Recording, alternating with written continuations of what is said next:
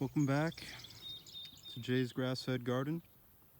It is July 16th, and I believe I don't know, we'll check on the thermometer, but it's probably like 80. It's hot, humid, occasional breeze is coming through, and we are going into a drought, or a very dry period. We got 5 rains through the month of June, and then it's rained like 4 times so far this month. But it hasn't rained in like a week now, and it's getting pretty dry.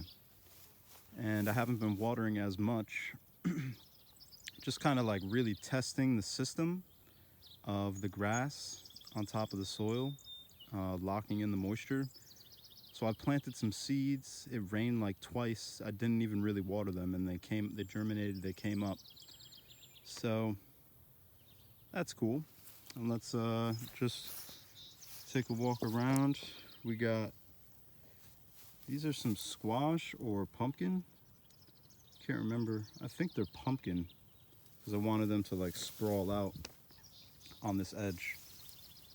I think pumpkin, is pumpkin a squash? I'm not too sure. No, I'm pretty sure they're both in their own family, but yes. So that is looking good. And they were starting off like not too well, but I was pruning the leaves. Like the ones that looked diseased, I would just cut them off, and they made it through whatever period they were going through, and now they look nice and green and luscious. So I'm just still pruning them. If I see a leaf, like a leaf going to like yellow and get holes in it, maybe some bugs are eating it. But for right now, all of them are really nice, lush and green. So they're doing good. And that one is putting on a flower. They're all about to put on many flowers. You can see that little bud right there. They're covered in those, all up and down their vines, and they probably will end up sprawling out. So that's cool, and it's all about keeping the good airflow to prevent dis-ease. So that's what another reason why I've been pruning pretty intensively on those. This is the entrance to the garden. These are all some of the, this is a Royal Burgundy bean determinate variety. So determinate means they're just going to put on all their fruit at once, harvest them, and then they're done. As opposed to where these beans, the Dragon Lingerie, you harvest them, or they are indeterminate, and you harvest them, and then more will continue to produce after you get the first harvest. So I already harvested these a couple times this week, and they're putting on their next set of fruit, or of bean. I'm saving some seed off of these, so look at how big this one got. It's like as big as my hands. So that's cool. The Dragon Lingerie and the Royal Burgundy beans. Then this is a nice row going east to west. So we got some nice successions of lettuce that I've got some cuts off of. They're still growing very nicely. Some cilantro that's going to seed, which is actually coriander. So you get a nice spice off that. It's actually got a few little seeds right here. They're not done yet. Outrageous lettuce, some red oak leaf lettuce, some Jericho lettuce, some more outrageous lettuce, some freckles lettuce, and some more outrageous lettuce. We have this medicinal cannabis plant, some sour diesel. It's a really nice strain on that. Some arugula that I seeded down there that's just coming up. Probably can't see it too well. This is that New Zealand spinach. It's really good. This was another cannabis plant that I planted from a seed way long ago, but it randomly just showed itself. So that was cool. Might keep it, might not. Trying to make sure it's not a male, so it doesn't pollinate the other ones. Nice little tomato, different variety of the other ones that I'm going to show. And then this is I forget, I think it's called like Summer Crisp. This is a nice row of lettuce. There's a whole bunch of nice rows of lettuce, but this is growing up. I'm going to save this for the next market. There was a break week, so kind of messed up the flow, to be completely honest, but I'm getting the hang of it, so that's good. So this is like a summer variety of lettuce. This is a spring variety called Merlot. It's still doing pretty good. And then we have, what was this one? It might have been Red Mist on that one. And then just some more lettuce. This is the red oak leaf lettuce. So we go down. This was some nice kale. I put in a pesto. These were two big, like luscious things of lettuce like that. And I cut those back for dinner the other night. Some nice lettuce. More row of the Merlot. The garlic is finishing up. This is a carrot that went to seed last year, and it re-sprouted again this year, so that's cool. I might try and harvest some seed off of this. Some wild yarrow that was also from last year. I kept it, harvested some off of it, and it just like grew back profusely this year. We got some nice eggplants right there. Started those from seed in the house. Well, everything here is from seed, actually. Besides the 2 cannabis plants, everything here is grown from seed. Either started indoors. Not even the tomatoes right there were started indoors. I direct seeded those in the ground in May, and they're doing nice. Again, same thing like with the squash. I'm harvesting, or I'm pruning those intensively and training them to grow up the strings, and keeping good airflow to prevent dis-ease. We'll take a walk around there. That's that New Zealand spinach again, looking good. This is some lettuce going to seed. This lettuce right here, this grew from last year. There was some seed, and now it's going to seed again. I'm gonna save this seed, so now I have a variety of lettuce that's adapted to my climate. Some more lettuce that I had cut back last night for dinner, or the other night, but it's gonna grow back, so that's cool. Cut and come again. That's a big patch of all that New Zealand spinach. Yeah, so I harvested some of the garlic, and yeah, they're saying you're supposed to wait until it's 3/4 brown. It's only like 1/4 now, even if that. So I harvested one of them a little bit prematurely, but I have it drying, and it seems like it's still gonna be okay. But I think this next month, the stage is it's gonna really help form that skin over them to protect the cloves.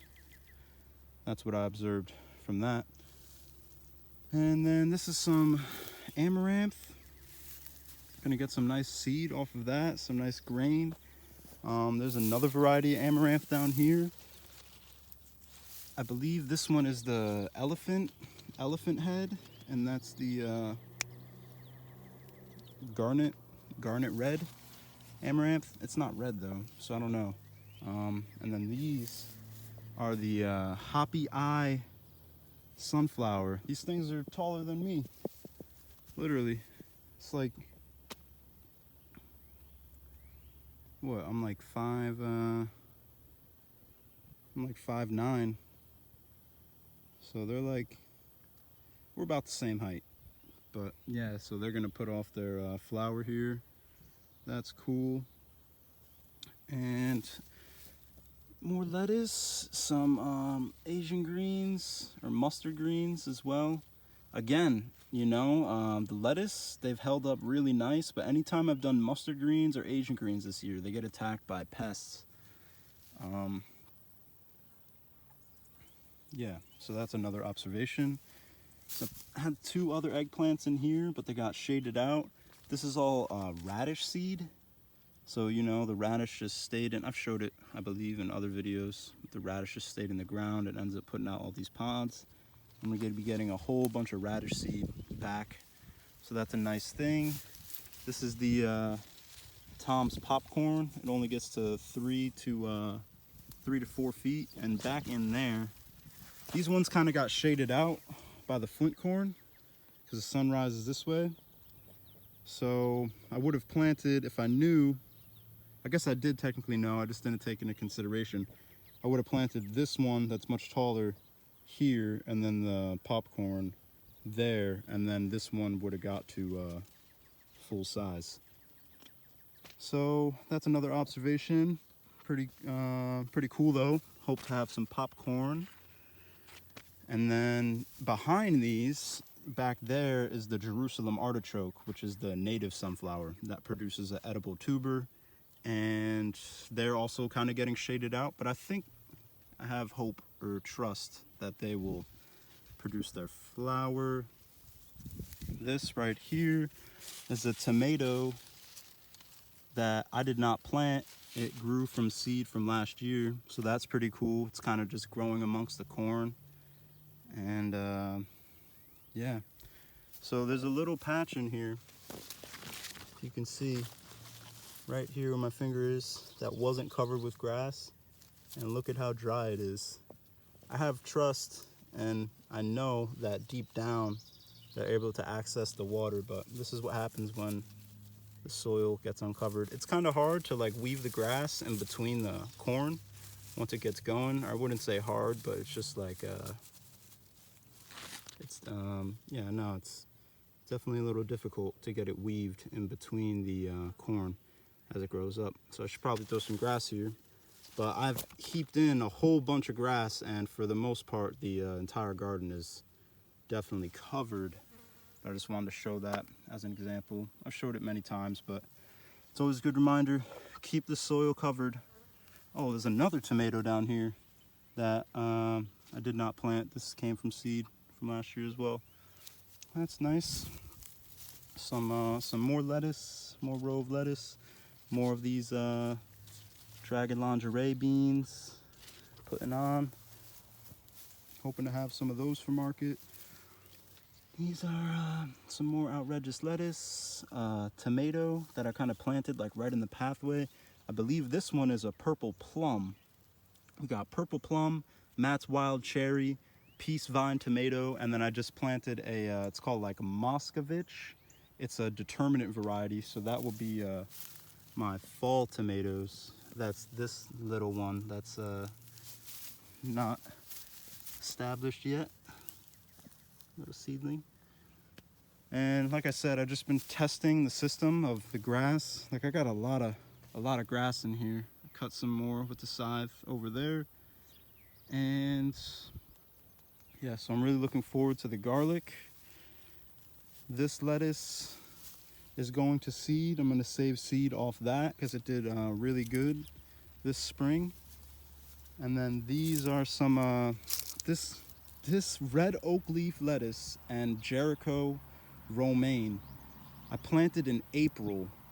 I've gotten 5 cuts off of this lettuce and it still hasn't gone to seed, and I'm gonna get a 6th cut. And then intermixed is some blue sweet corn that I tried to do. So 1, 2, 3, and then it kind of got shaded out, these little ones right here. So I might even get some sweet corn, a whole bunch of strawberries. So we had a good spring harvest of strawberries, and this one was like a Home Depot one I got last year, like non-GMO allegedly, but I had trust in it that it was a good variety. And then I can't really, they're getting lost in here, but then the second row right here was all the ones I got from Johnny's seeds this year. But the one from Home Depot, this one, like, I guess the other ones don't really put off that many runners, but this one, look at how many, you could see 1, 2, 3, 4, 5, 6. It puts off runners, and then all of the ones on the end will be another strawberry plant. So gonna have, like next year I could just have like a whole bed of strawberries. It's kind of what I tried to do here, but it's interplanted with the garlic because there wasn't that many strawberries. But I'm saying it'll multiply so much by next year that I could probably still interplant it with the garlic, but there will just be more strawberries and then more and more and more, and it'll always keep multiplying. This is the Jerusalem artichoke sunflower. And cucumber. Last year the cucumbers just kind of like took over, so I have like 5 or 6 plants just kind of like randomly down this row here. And then the potatoes, they're still kicking. They still have not died out yet. They're starting to. So maybe last year we got so much rain by this time that like I harvested them at the 90-day mark, and I still got a good harvest. We're past the 90-day mark now, but these things are still kicking. So from the moment that they come up till when they die, they're producing potatoes under the ground. So yeah, maybe by the end of July, maybe into 2 weeks, who knows. But I'm just trying to be patient with that. Some more red oak leaf lettuce, doing nice. I just planted a whole bunch of, not a whole bunch, but I just planted a good amount of purple top white globe turnip, some Ohio rival red turnip, some carrots intermixed with the tomatoes over there, and oh, some white Minoese winter radish. So hopefully those do good. I'm gonna water because I just planted those seeds, so I just want them to get like a little boost. But it's looking a little gray. We might get some rain, so I think if I just water them one time, then they'll probably be on their way. This was another one of those determinate tomatoes, so we'll just get one big fall harvest off of that. It takes like 60 days. Nice little patch of lettuce intermixed with the sweet potato, so hoping to get some sweet potatoes too. There's all sweet potatoes in there as well. Potatoes kind of like flopped over. Another nice patch of lettuce right in there. The one I mentioned that I harvested garlic. The one that I did was the well, I harvested one of the Vermont number 2s, and I put that in a pesto. I harvested like 2 of the Vermont number 2s. Put that in a pesto, and then I harvested the Vietnamese, and that's the one I have drying in my room. But it's cool, you know, you plant 1 clove and then you get back, like, depending on the variety, either 4 to like 12 cloves. So then you just keep multiplying it every year. This is the that royal burgundy bean, and they're completely purple. So that's nice. And then yeah, we have some cilantro patches coming up all around. I just planted another succession of cilantro. This is that radish I was saying with the seed pods. So this is what happens. It puts on this nice beautiful purple flower, and then next will come the pods. Then you get the seed back. I haven't successfully gotten seed back yet, so it takes a long time for them to actually dry. This is some nice Mizuna Asian greens. See again with the holes getting eaten. I feel like there's gonna be a good results with the Asian greens and the mustard greens in the colder months, because from the research that I've done, they do good. They're supposed to do good in hot temperatures as well, but they do really good in winter conditions. Like they can withstand a frost, to get snowed on, and then like they'll still be growing. So looking forward to experimenting with that in the colder months to come. We have some lettuce down there, so you know, trying to keep it as planted as possible. Garlic, cilantro, 2 rows of beans on the side, and then I planted lettuce. So when I pull up the garlic, there's not just going to be nothing growing there. That'll give more room for the lettuce to kind of sprawl out and do its thing. And then I could even plant some more seeds in where the garlic is going to come out. So trying to keep everything planted as much as possible. That is the name of healthy farming. So that's my spiel for today. Um, what was something I wanted to talk about? Yeah, so I got the soil tested, and I have acidic soils, like 5.4 pH. And I did research in this book and looked up all the pHs of the vegetables that I grow, and the ones that have like what is it? Like beets. Beets are coming in at a 5.8. I have 5.4. So they do, like, I don't get any actual beets, but I get beautiful beet greens. Um, the beans are like a 6.2. I'm 5.4, but for some reason the beans do really well. And I think that could be attributed to the variety, because I get them from High Mowing Seeds, their organic seed company in northern Vermont. So the seeds are adapted to the surrounding climate and similar soils, I would believe, or I'm led to believe. So yeah, that's just another observation. The garlic, they can do from 4.8 to like 8.4. So they rock. They do very good in either acidic or alkaline. Potatoes do good in acidic soils, so that's why the potatoes do good. And what was something? But the lettuce is also like a 6 pH or higher. I'm a 5.4, but the lettuce does really well, and allegedly it's a really heavy feeder. So again, I'm contributing that to the variety. So that's also why it would be good to save seed off of the lettuce that is going to go to seed. You know, a lot of people, I've seen one homie, Sean, over at Edible Acres, he talks a lot about just like letting things go to flower because it's very beneficial for the pollinators. So I always remember that, and I let that happen in this garden. And I definitely, another inspiration from him is like the spaces that I haven't been able to fill in with seeds, like new successions of seeds coming up. So you can see right here, that's gonna be some more lettuce coming up. It's just, it's gonna take some time with these drier soils. But yeah, I can stick in like some elderberry cuttings and like some willow cuttings and just perennial hardwood cuttings that can grow in the garden amongst the annual vegetables. And that way we're utilizing the space as much as we can. So I'm also going to have some nice experimentations with winter plantings. I know I kind of talked about that with the Asian greens and mustard greens, but yeah, I'm just excited about all that to come. So thanks for watching. This is Jay's Grass-Fed Garden.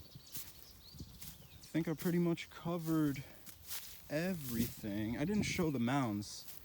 So the mounds, some of the pumpkins, our squash is doing well.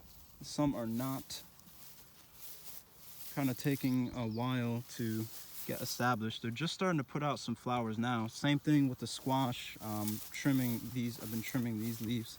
This is supposed to be some sweet corn. It's struggling, but it's coming along. Some more pumpkins. Ooh, this one's got a nice flower out right now. And these ones, this is like a Japanese squash. I'm really looking forward to that. It looks the best out of all of them. And then the watermelon, not doing so hot. Don't know what happened, but it's probably just not the best soils or climate. I didn't look up the pH for that, but it's probably just because we're up here on this hill and it can get pretty nar up here. Oh, here's a perfect example. Hold up.